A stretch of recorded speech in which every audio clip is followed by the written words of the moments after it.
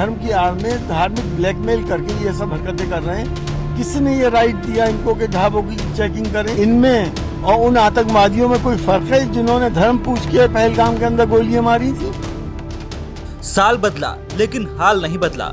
कांवड़ यात्रा पर विवादों का बवाल नहीं बदला और एक बार फिर कांवड़ यात्रा के शुरू होने से पहले ही कलह भी शुरू हो गई है। उत्तर प्रदेश की योगी सरकार के बाद उत्तराखंड की धामी सरकार ने भी कांवड़ यात्रा रूट की सभी दुकानों पर नेम प्लेट लगाना अनिवार्य होगा। हर दुकानों को अपने नाम, पते और मोबाइल नंबर बताने होंगे। दुकानों पर डिस्प्ले बोर्ड और खाद्य सुरक्षा लाइसेंस लगाने होंगे।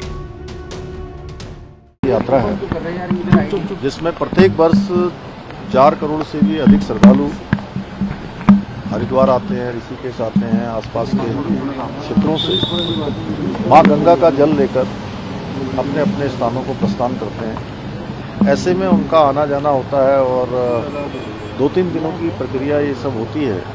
इसमें जो रास्ते भर में जो दुकानदार होते हैं, खाद्य सामग्री जहाँ खाना मिलता है वो सब शुद्ध होना चाहिए और कहीं किसी प्रकार की मिलावट न हो, कोई असंदिग्ध न हो।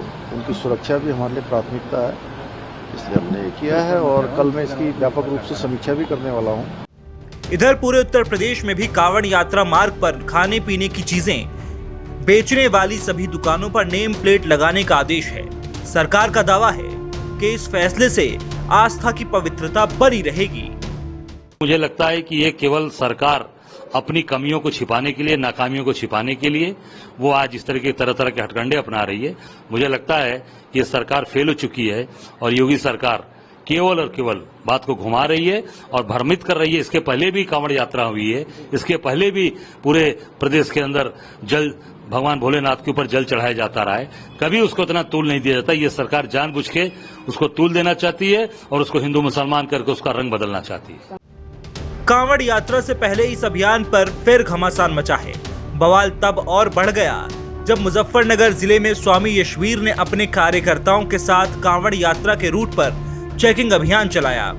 इसी दौरान उनके कार्यकर्ताओं पर आरोप लगा कि उन्होंने दुकानों, ढाबों, होटलों में घुसकर जबरन चेकिंग की और तो और कार्यकर्ताओं ने पहचान साबित करने के लिए एक दुकानदार की पैंट उतरवाने की कोशिश की।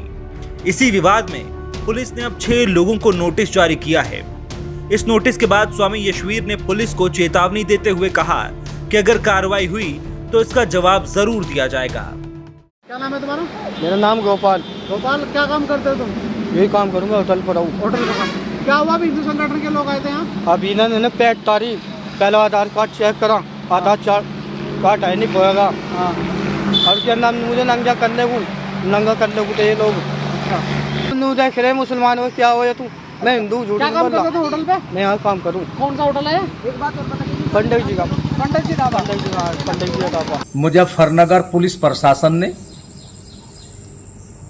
भगवान वाराह का और भगवा ध्वज बांटने वाले 6 हिंदू वीरों को नोटिस दिया, लेकिन मैं कहना चाहता हूं कि नोटिस का उत्तर दिया जाएगा और यदि उन हिंदू वीरों पर मुकदमा पंजीकृत किया तो मुजफ्फरनगर और पूरे उत्तर प्रदेश में भारी आंदोलन होगा। कांवड़ में नाम और पहचान के घमासान में मुरादाबाद से पूर्व सपा सांसद एसटी हसन ने अपने बयान से नया बखेड़ा खड़ा कर दिया। एसटी हसन ने कांवड़ में चेकिंग अभियान की तुलना पहलगाम से कर दी। ये देश के दुश्मनों से मिले हुए लोग हैं जो देश के अंदर शांति नहीं चाहते, जो हिंदू मुसलमान करके यहाँ की आबादी को बांटना चाहते हैं और आबादी बढ़ने के बाद देश कमजोर हो। इनका एक एजेंडा है, लोग इस बात को समझ नहीं रहे, लेकिन धर्म की आड़ में धार्मिक ब्लैकमेल करके ये सब हरकतें कर रहे हैं। किसने ये राइट दिया इनको कि ढाबों की चेकिंग करें? ये किसने इनको ये राइट दिया कि लोगों की पैंटें उतरवाएं? क्या इनमें और उन आतंकवादियों में कोई फर्क है जिन्होंने धर्म पूछ के पहलगाम के अंदर गोलियां मारी थी? ये भी एक तरह के आतंकवादी हैं और वो भी आतंकवादी थे।